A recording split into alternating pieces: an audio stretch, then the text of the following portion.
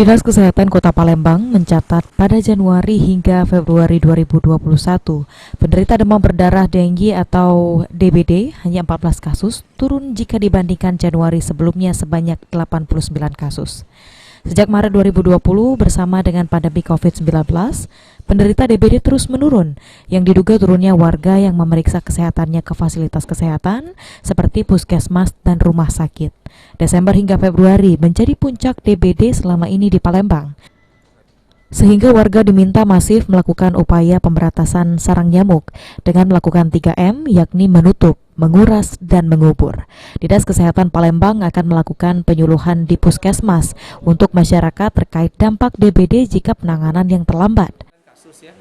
Tapi di Januari 2021 kita ada 10 kasus, jadi sangat drastis sekali menurun. Di Februari ada total 129.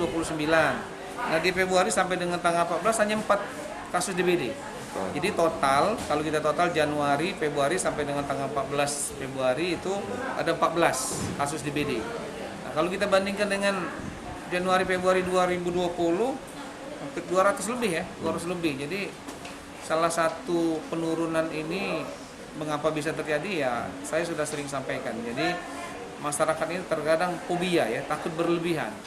Jadi kalau ada anggota Palembang merupakan penderita DBD tertinggi setiap tahunnya di Sumatera Selatan dan merupakan penyakit endemis akibat sejumlah faktor seperti kepadatan penduduk dan juga mobilisasi.